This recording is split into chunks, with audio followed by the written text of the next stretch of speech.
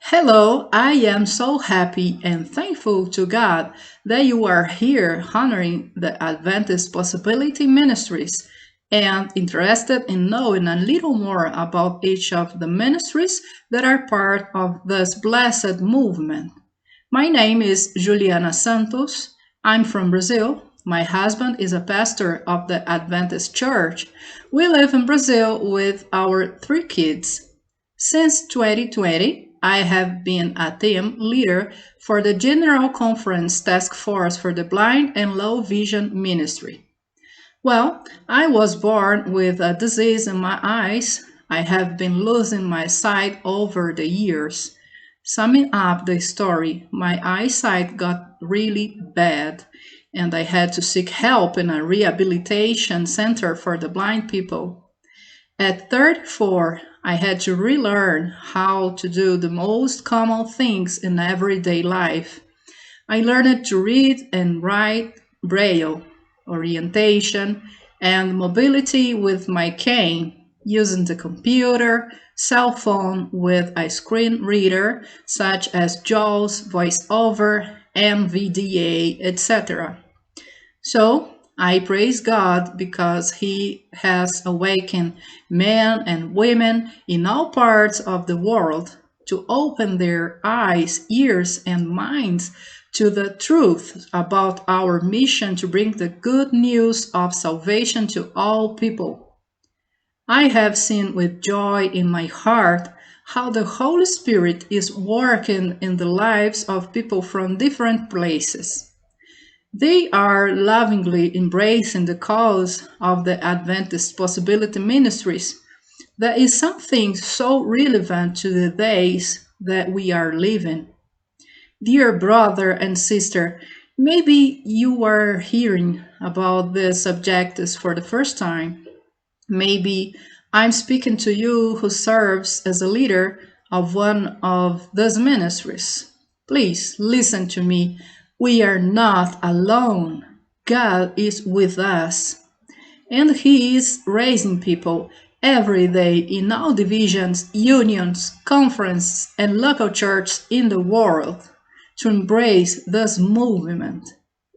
I mean, the time has come to really take the Advent message to everyone in our generation. The time has come for this to be part of our life and our actions. There are human beings who, like everyone, have their struggles, victories, joys, sorrows, conquests, and losses, who were created in the image and likeness of God and who experience the world around us in a different way.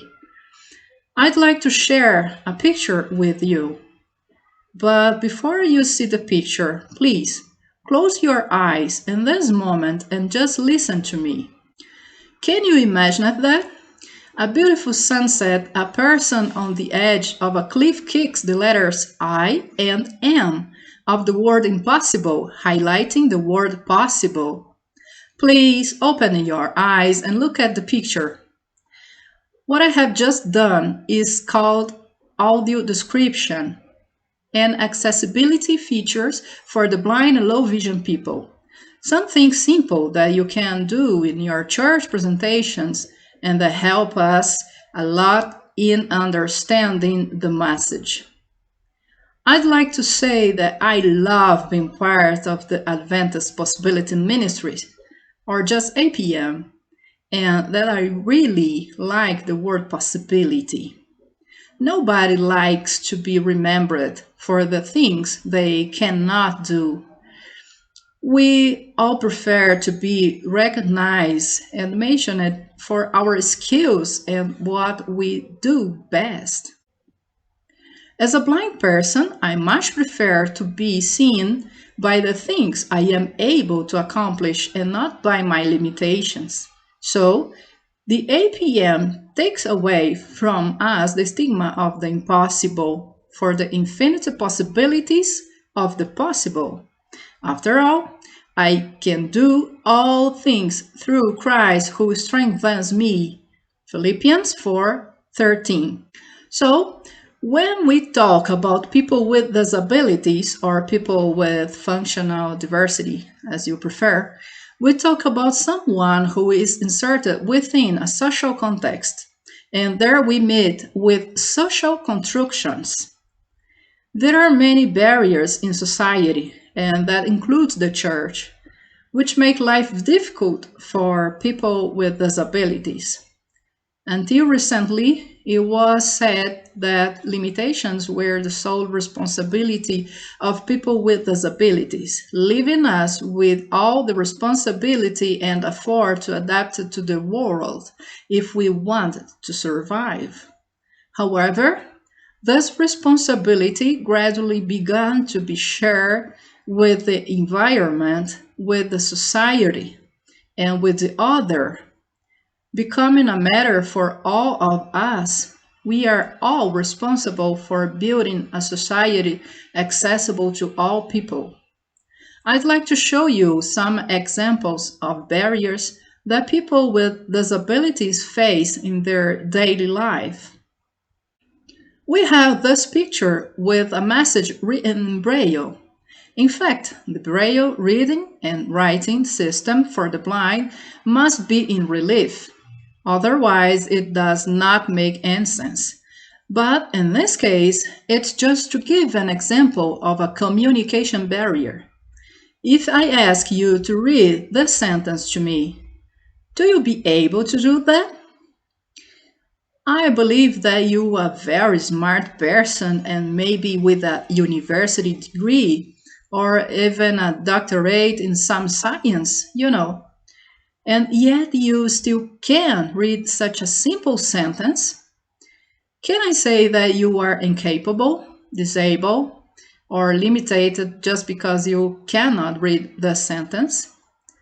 Oh, please, don't be angry at me. I didn't mean to belittle you. I just wanted to turn the situation around to give you an example of what we, blind people, often face in our lives. So let's go back to our example. Where's the problem? In you? Maybe you don't know the Braille system or the tool I used to communicate with you. Certainly, if I use the right tool, you will be perfectly able to understand the message. And the message is, I can do all things through Christ who strengthens me. Philippians 4:13. So we need to think about the barriers that we have raised in our church, in our way of communicating biblical truths, and the format of our materials and programs. In Leviticus chapter 19, verse 14, we read, "Do not curse the deaf or put a stumbling block in front of the blind, but fear your God. I am the Lord." Maybe you are thinking, I would never curse a deaf person or stumble in front of a blind person. After all, I am a good Christian. I would never do such a thing. But I need to tell you that there is no middle ground. Or you bring blessing into someone's life, or you contribute to the curse in someone's life. And if your church does not have a sign language interpreter, if your message is full with communication barriers, if your church is not accessible for blind people or people in a wheelchair to be able to move freely with autonomy, if people with disabilities are not participating in your church community, so I am very sorry, but I need to tell you that you are causing and laying stumbling blocks for at least 1 billion people in the world. According to 2011 United Nations statistics, 1 in every 7 people in the world population has some type of disability. As Seventh-day Adventists, we intend to reach the world with the Advent message. But we forget that in this same world, there is also a diversity of people that will never be reached if you and I continue to be naive and think that our way of seeing the world is the only one that exists. Heaven is for everyone. It is not for us to choose who Christ sacrifices for. Certainly, He died for all of us. Of all the barriers, for me, the attitudinal barriers are the most complex. Attitudinal barriers are linked to social constructions. Attitudinal barriers is a term used for the set of difficulties or challenges experienced by a person with disabilities that result from misunderstanding the disability. Using disability as an excuse for not hiring a person or making unfair comparisons about the person's performance. There is great difficulty in breaking paradigms. This is a process that takes time, demands patience and perseverance. As I said before, I am legally blind and I had to seek help in a rehab center. When I finished my rehabilitation process, I thought I was ready and that everything would be as before. I needed to get back to work. I was a teacher, so I tried to go back to school. I talked about this with a person who could help me with his influence to get a job. But while I was talking about my skills and professional experience, the only thing she told me was that there was a vacancy to answer the phone at the school office. Believe me, a blind person is capable of doing much more than just answering a phone. After some frustrated job interviews, I saw my dreams spread across the floor. When I was young, I dreamed of being a teacher and marrying a pastor. In my mind, the picture was perfect.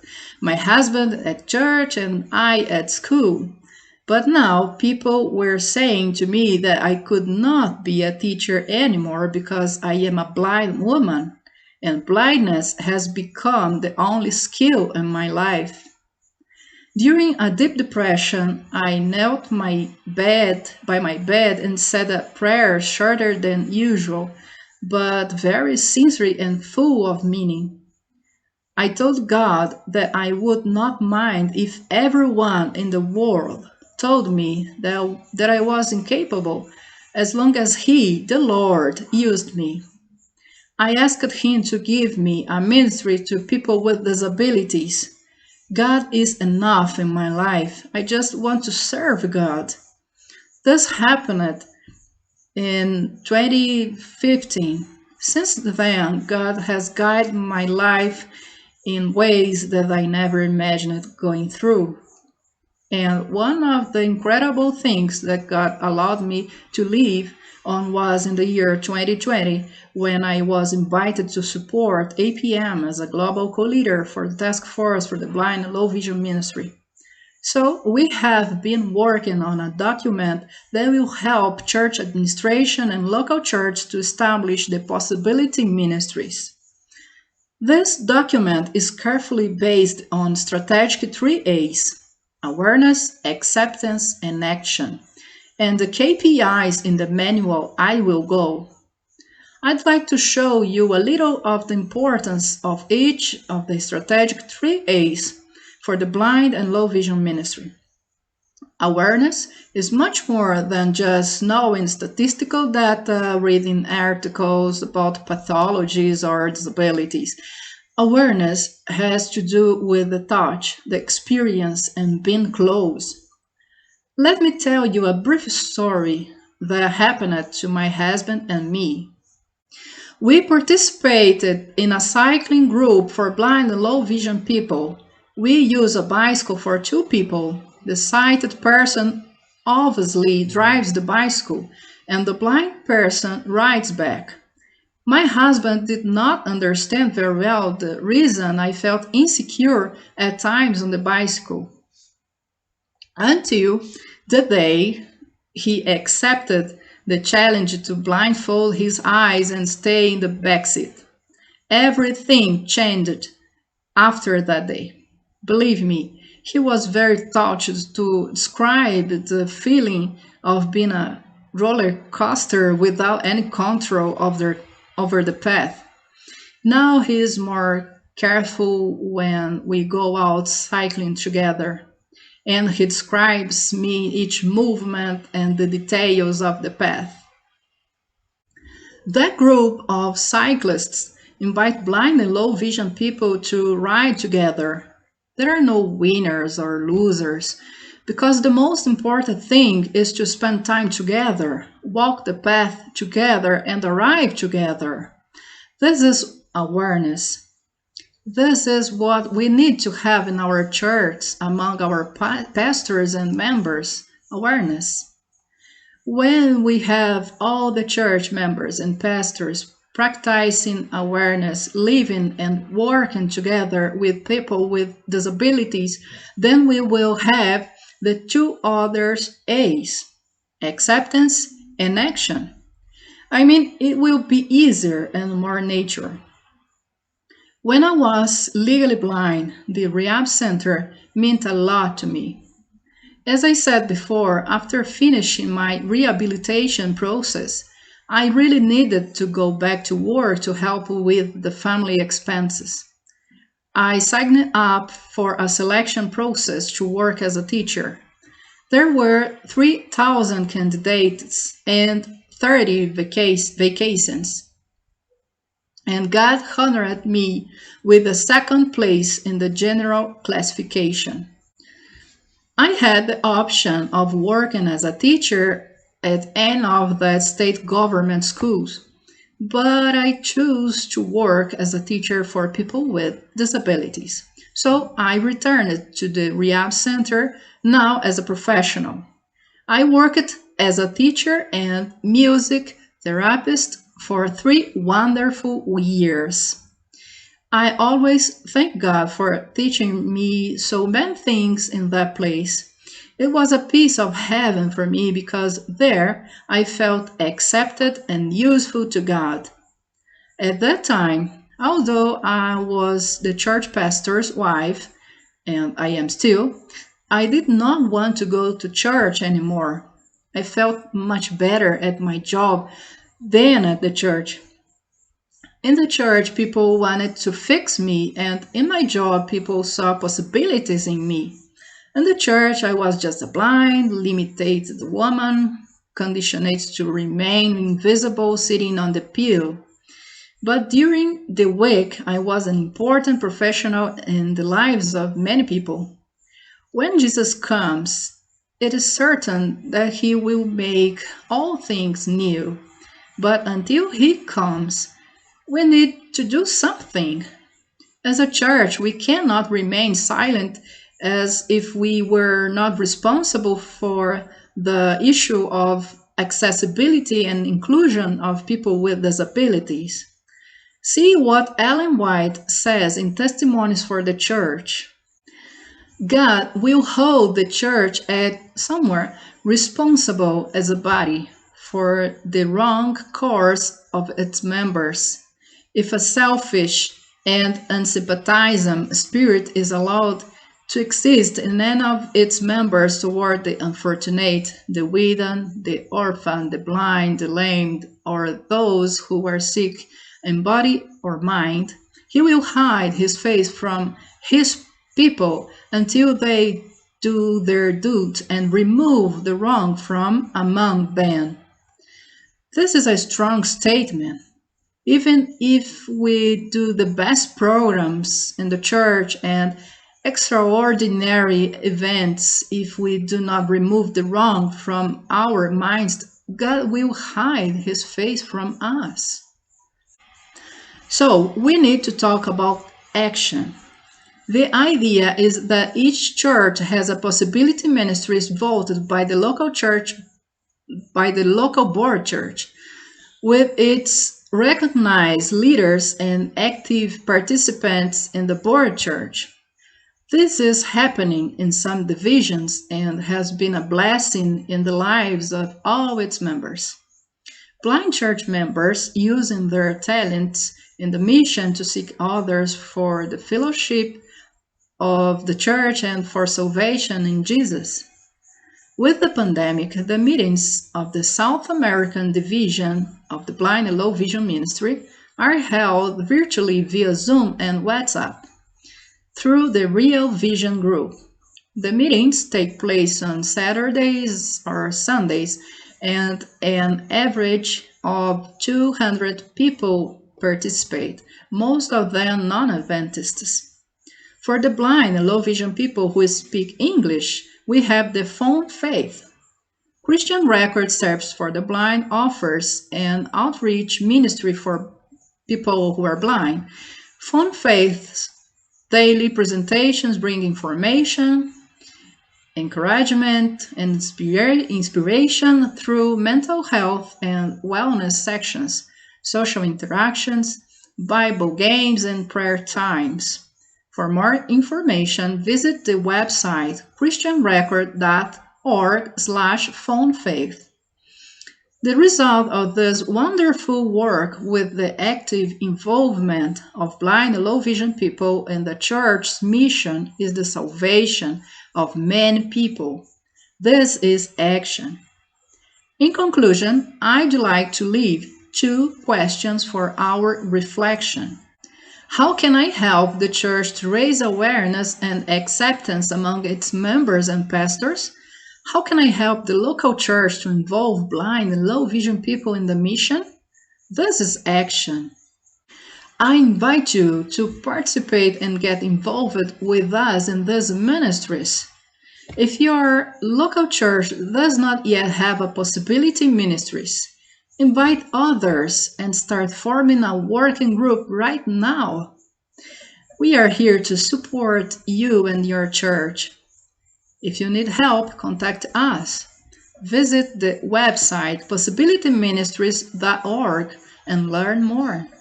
God bless you. Thank you very much for your attention.